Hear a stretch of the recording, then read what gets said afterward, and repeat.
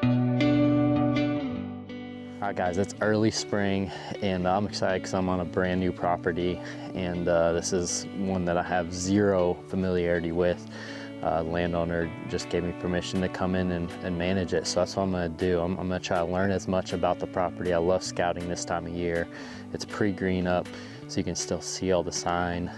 So I'm just going to walk through today. I got Ethan with me.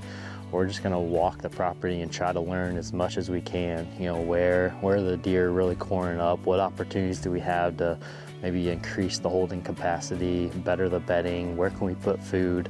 Things like that. So we're just going to take a stroll here, and I'll point out some of the things I like to look for when scouting a new property.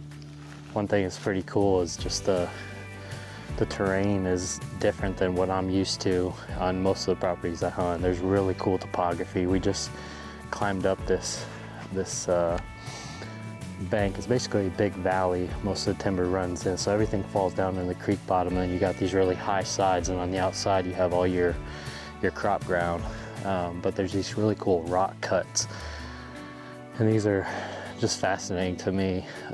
Just these areas, you can tell the deer are using this area a lot. I'm sure they provide some nice windbreak, and you have so many little fingers that there's a lot of different south-facing slopes here too, so I'm sure the deer were bedding here this winter.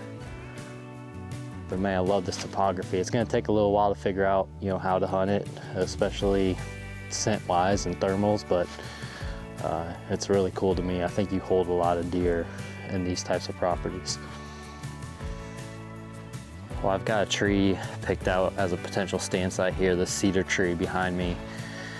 And it's almost always access as my first consideration. So there's a creek right here. I would come up the creek, pop up the bank into the cedar tree, and then you're just looking at a big secluded bottom here. Everything falls off right down to the stand. So you'd have good thermal advantage, good southerly wind option, probably west as well, you know, coming in the way you came, or blowing the way you came into. I'd probably design a little food plot. You know, it doesn't have to be very big, but there's just a bunch of just grass. It's not in any CRP, or it's just kind of a wasteland right now. I doubt there's even too much bedding going on, so design a little kill plot through here just to sweeten it up. But you know, my best camera from this past fall was right up at the top of this hill, so I know there's a lot of deer using this. This is certainly an area of focus for me, you know, increase that bedding up top. But I love these little cedar trees, so much cover, bulletproof access. Doesn't get any better than that. We're standing in the creek bottom right now. This creek runs right here. Huge bank on this side, huge bank on this side.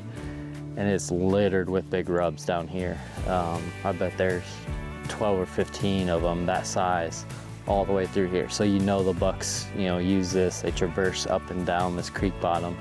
And when you see a sign like that, it's so tempting to want to find a spot to hunt along here. But I think it's very, very specific conditions that you come in. One, again, access, use the creek. But there's a reason why there's so much sign here, and they have such a thermal advantage. They can smell, when those thermals start dropping in the evenings, they can smell everything that could be bedded up on these ridges. So they're very secure. They can scent check the area, but I think there is an opportunity if you don't come in too far and you come in on a really calm night where your thermals are going to be dropping down to the creek bottom. So the bottom right here that they're using is a touch higher than the creek, obviously. So I think that's the very specific situation you hunt this spot on. But again, it's super tempting. You just got to be smart when hunting these types of spots, but it's cool to see all the sign nonetheless. Well, we had a really good walk today. I think the potential's through the roof on this piece. Obviously, it's going to take a lot more time than just one walk to learn it. It's going to take a lot of time and effort to really optimize it as far as setting it up, but there was no shortage of deer sign, and I've got some good ideas from today's walk of especially the areas I want to start to focus on from potential hunting locations and things like that. So going to continue to develop this one. This is going to be a fun one to work on, and looking forward to the next time out here.